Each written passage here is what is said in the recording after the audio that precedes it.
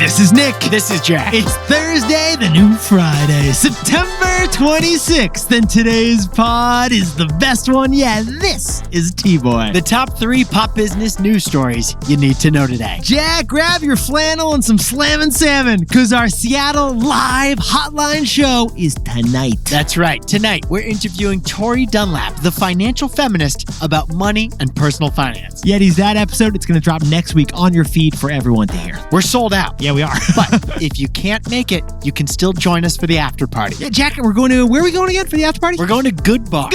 Good bar. We'll probably get there around 8:30. And after that, we'll hit up Pike Place to toss fish to a player. In the meantime, Yetis, we got a fantastic show for you right now, Jack. 3 stories for the pod. For our first story, Meta just unveiled their wildest product yet. They're called Orion, and they're smart glasses of the future. Jack and I think that Meta's newest creation is version 1 of the next iPhone. For our second story, the biggest pest removal company on Earth is Rentokil. But they've got their own problem to exterminate. Rentokil's problem is merging roaches with rodents. And our third and final story. The U.S. News and World Report college rankings just came out. And one university is rising because it's acting like a corporation. This story is about Northeastern University. Yes, it is. The most capitalist college in the country.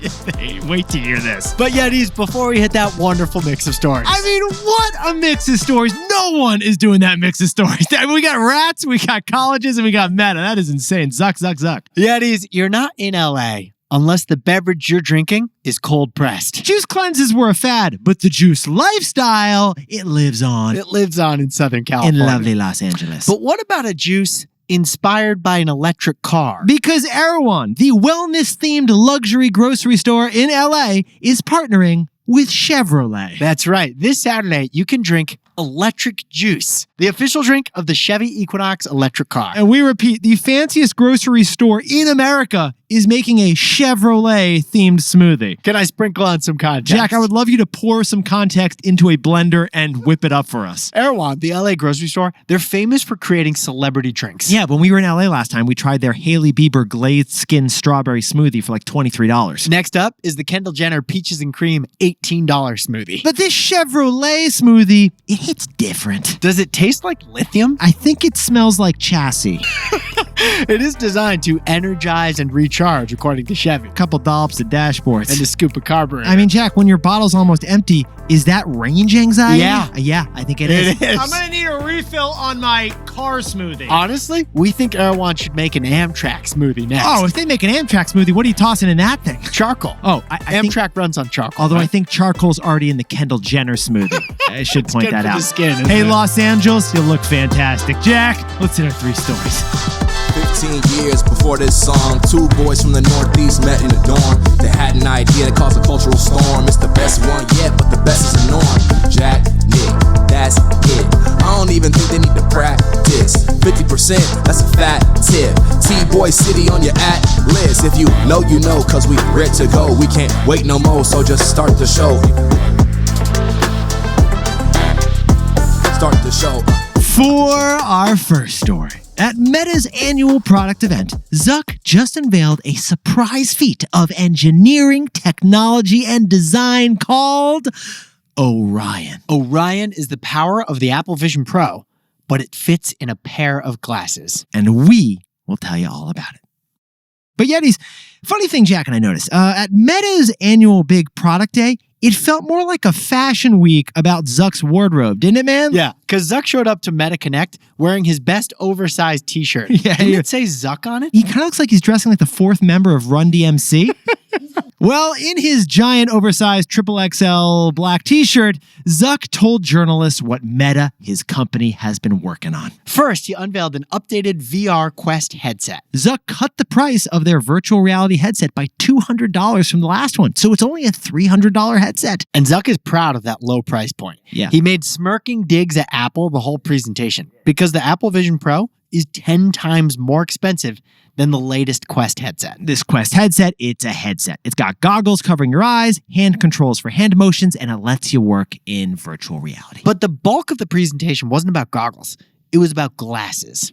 First, the latest version of Meta's Ray-Ban AI sunglasses. The Meta Ray-Ban sunglasses, which are more popular than you realize, and the newest ones have one specific use case. The vacation use case. That's the use case that we think is the most compelling about the Meta Ray-Ban glasses. We covered these glasses last month. They're Ray-Ban Wayfarers with an outward-facing camera, so you can have a phone call with somebody and they'll see everything you're seeing if you're like traveling on vacation. And there's a speaker on the arms that let you listen to podcasts and take phone calls simply while wearing classic-looking Ray-Ban glasses. And if you see something cool, just want to take a pic, hands-free, you can tell the glasses to take a picture. With glasses that just look like Ray-Ban glasses. But here's what's new to these glasses after yesterday's event.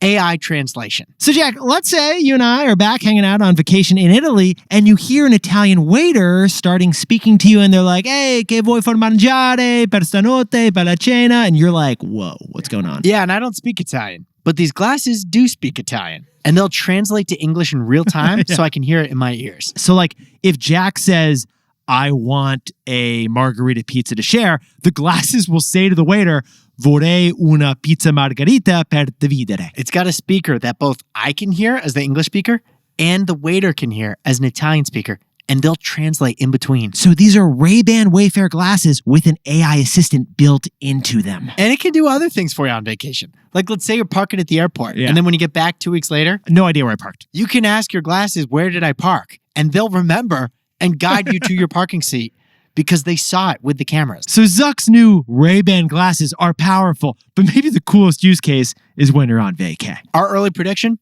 the Meta Ray-Ban sunglasses are the hit tech gadget gift of this Christmas. But Jack, what do we think will be the hot tech Christmas gift in 2030? The next big thing that Zuck announced yesterday. Because he had another surprise. So Jack, what's the takeaway for our buddies over at Meta? Zuck just unveiled the first version of the next iPhone, but they're glasses. Yetis, Zuck truly had a one more thing moment in yesterday's presentation. He unveiled a prototype for something called Orion. This was a complete surprise. Those Meta Ray-Ban glasses, they're just a precursor to Orion. And Orion are glasses that are the best of both worlds. They're like a headset, but they're glasses. There's no wires coming out of it. There's no big battery, and there's no heaviness.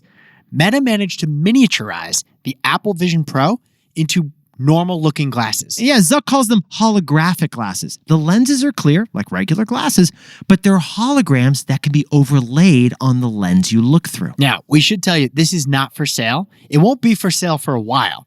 But Zuck made it, and he called it a glimpse into the future. He also called it the next great computing device because it's basically a fully functional iPhone embedded into attractive-looking eyeglasses. You can do everything you want on an iPhone, hands-free, because the screen is your lenses, but you can also see the whole world. Frankly, the way Jack and I see it, these glasses, they passed the ugly test, and they still got technology built in. So Meta stock hit an all-time high Wednesday on this total surprise product they're working on. Because Orion could be version 1 of the next iPhone, but glasses. For our second story, Rentokil is the biggest brand in pest rodent control. Literally, they created the pest extermination category. But one Wall Streeter, who's probably never swatted a fly himself, is trying to take over the company.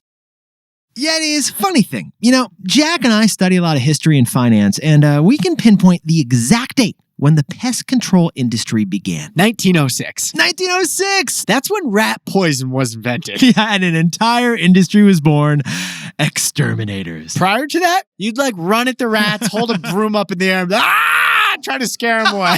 Hey, Mickey, let go of my cheese! But Yetis, Rentokil was founded a few years later by an entomologist. A man who studied bugs for a living. And in 1946, Rentokil got the greatest client in pest killing history. We found this on the company website.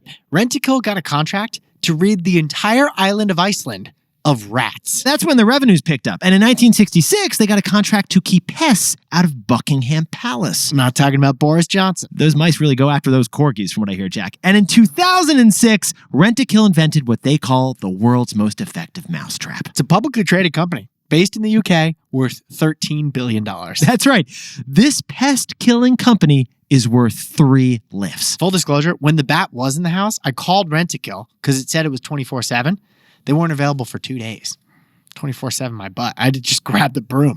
Or there are just a lot of bats out there, apparently. But Yetis, here's what Jack and I found fascinating about this story. The biggest move in Rentokil's 100-year rat-crushing history was acquiring Terminix. Terminix. That's basically the U.S. version of Rentokil, but they're less focused on rats, more focused on termites. Yeah, we jumped into their earnings. These are basically complementary pest problems we've got here. And Rentokil spent $7 billion to acquire Terminix 3 years ago, and it's not going well. It's not working because Rentokil's stock price rose by 10x in the 10 years leading up to that acquisition. But in the 3 years since the acquisition, the stock has been cut in half. Which leads to the news. This week, a Wall Street activist investor named Nelson Peltz bought stock in Rentokil so that he could demand changes from the company. Does Nelson Peltz understand termites, we think? Like I mentioned, he's probably never swatted a fly. But there is one thing that Nelson Peltz, the financier, does understand. M&As and integration. So, Jack, oh my God, what is that, Jack? Right on your leg. Is that a rat? Oh, no, it's a takeaway. So, Jack, what's the takeaway for our buddies over at Rentokil? The mothership can't be too far from its children. Yetis, certain industries are highly conducive to mergers and acquisitions, like the manufacturing and tech industries. When Facebook acquired Instagram, they told the Instagram employees to come over to Facebook headquarters. Yeah. It was pretty easy. Yeah, when Volkswagen acquired Porsche, the VW execs just visited 5 factories and an office, and it was that easy. That's all they had to integrate. But when Rentokil acquired Terminix, they acquired 12,000 employees spread across 47 U.S. states. Because, besties, pest control is a locally fragmented industry. You must be physically near the pests, so there are a lot of local pest control options. There's 380 Terminix local offices. Yeah. They're full of different styles of mouse traps and a whole bunch of bat-snatching experts. And that's the problem. Rentokil simply has not integrated them. 3 years later, they're still functioning like 2 different companies, Rentokil and Terminix. Rentokil executives live 8 time zones away from Terminix employees. That's big reason why the stock is halved. Because when a company has hundreds or thousands of children, the mothership just can't be too far away. Hey Yetis, if you're a bestie, take a sec and hit that subscribe button. And like this video while you're at it. If you leave a comment, by the way, we'll read it.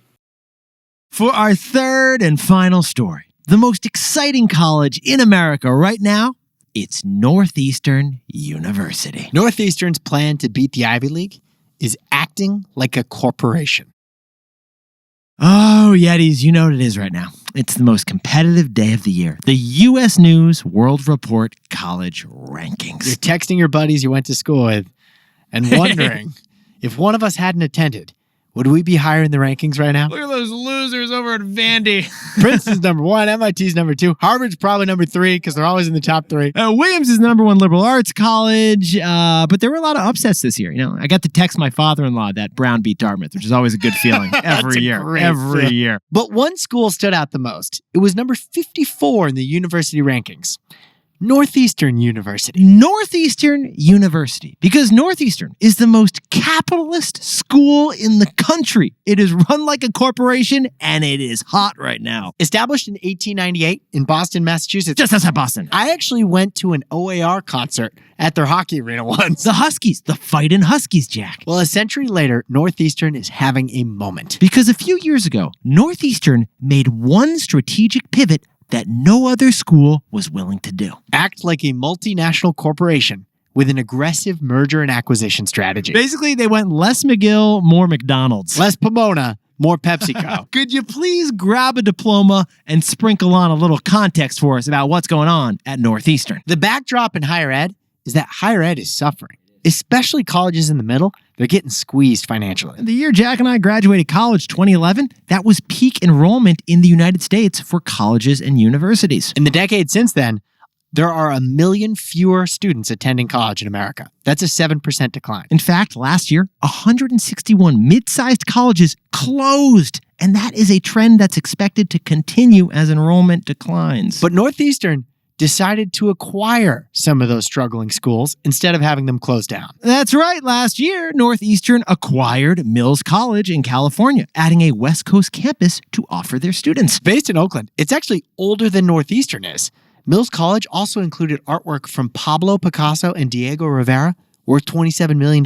Yeah, that Northeastern got to add to their balance sheet. This year, Northeastern acquired Marymount College in New York City. They've renamed it Northeastern University of New York. Which included some valuable Manhattan real estate on the Upper East Side facing Central Park, also to add to their balance sheet. Get this. To finance more mergers and acquisitions of other colleges in the future, Northeastern just issued $200 million in bonds. They're very much acting like a corporation. Undergrads can now choose to study across 4 different campuses that Northeastern owns. And graduate students, they can choose from 10 more campuses that Northeastern owns. And because they expanded the campuses globally, they've allowed higher enrollment of international students who are the profit puppies of the academic industry. International students overwhelmingly pay the full tuition sticker price. So Northeastern's making more money, more profitably off of the international students. And they can use some of that foreign money to subsidize financial aid for domestic students. Northeastern, they're defying the college slowdown by acting like a corporation with mergers and acquisitions and international expansion. Go Huskies. So Jack, what's the takeaway for our buddies over at Northeastern? When the TAM changes, you must change too. TAM, Total Addressable Market. The total addressable market for students used to be 15 million U.S. college students. Now it's 14 million and shrinking. If Northeastern didn't change, they'd face the same financial pickle that caused 161 schools to close last year. Instead, Northeastern bought campuses for bargain prices, and now they can offer a differentiated multi-campus curriculum. Northeastern has gotten so popular with those 14 campuses, they don't have enough space for students. Yeah, that's true. They're using hotels as extra dorm rooms. There's like literally a Sheraton hotel at Northeastern for students. In fact, Northeastern says that 50 other colleges have approached them. Do you want to buy us? It's all because Northeastern did what no college was willing to do. Act like a corporation. Yes, Northeastern is still a nonprofit school with a higher education mission. But it's also got a corporate growth strategy that's working. That Jamie Dimon would be impressed by. Because when your total addressable market shrinks, you've got to change too. Jack, could you whip up the takeaways for us for the new Friday? Yesterday, Meta unveiled a cheaper headset, smarter glasses, and a prototype of Orion. Orion. This could be version 1 of the next iPhone, but in normal-looking glasses. For our second story, it's Rentokil. The world leader in pest control and extermination, they botched their Terminix acquisition. Because the mothership can't be too far away from its children. And finally, Northeastern University is acting like an acquisitive corporation. They now have 14 different campuses. Because when the TAM changes, you must change too. But Yetis, this pot's not over yet. Here's what else you need to know today. First, Caroline Ellison, the girlfriend of Sam Bankman-Fried, was just sentenced to 2 years in prison for the FTX crypto fraud. Her boyfriend and her boss, because I think she was an executive as well. Hey, HR, let's get on this. Sam got a 25-year sentence. She got 2 years. Also, strange side note, but Sam Bankman-Fried and P. Diddy are actually in jail together right now, sharing a jail that is dorm style. Second, the U.S. Congress just passed a short-term spending bill to avert a government shutdown. September 30th could have been the shutdown day, but Congress kicked the can down the road again to December. So we're going to do this again with the lame duck session after the election, before the inauguration. And finally, next week, we may face the biggest strike in U.S. shipping history, an East Coast port strike. Port workers at 36 major U.S. ports on the East Coast and the Gulf of Mexico may strike starting October 1st. Here's the wild part. If they do strike, this would affect 1/2 of all of America's imports. The biggest impact would be on fruits and car parts. On the East Coast, you eat a lot of fruit in your car. Didn't we just cover a car smoothie? It's all coming full circle, Jack. Now time for the best fact yet. This one sent in by legendary Yeti Sean Danino in lovely Oakland, California. Today is the final game for the Oakland Athletics in the city of Oakland. Get this. In the 1970s, all 3 of Oakland's teams, the Oakland Athletics, the Raiders, and the Warriors, won championships in 5 straight years. But now, Oakland has lost all 3 of those teams. They lost the Raiders to Las Vegas, the Warriors to San Francisco, and the A's are moving to Las Vegas starting next season. But Oakland, you are Oakland. You're the town. You don't need those teams. You got so much more going on. Oakland is one of the most ethnically diverse cities in the United States with over 125 languages spoken there. Also, Oakland has some of the greatest companies in the country based there. Pandora is based there. Clorox is based there. Kaiser Permanente and Blue Bottle Coffee. And Jack, what about Pixar? Pixar is 5 minutes north of the city. Not too shabby. Nick and I went to an Oakland game in 2019. Yankees Athletics. Unreal game. The fans actually brought brooms into the stadium because they hoped to sweep the Yankees. I can't remember if they did or not. We took our Yankees hats off. Yetis, you look fantastic for the new Friday. If you haven't yet, drop down and give us a 5-star rating and review because that is actually how we help grow the show. We hope to see everybody out in Seattle tonight. And if you can't make it to the event, we'll see you at Good Bar at 8:30. We'll be there. And that live episode drops on the feed next week. Jack and I will see you tonight.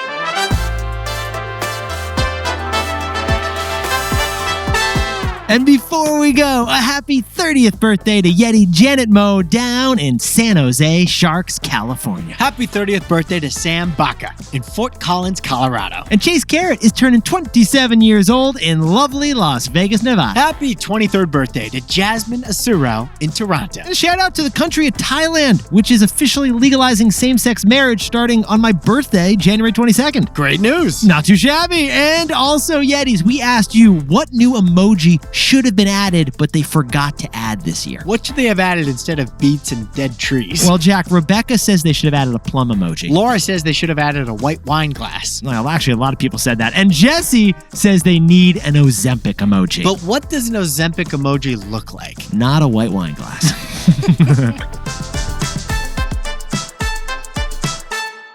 This is Jack. Nick and I both own stock of Apple. Prior to that, what would you do if you saw a mouse, Jack? You run at the rats with a broom and just shout. Ah!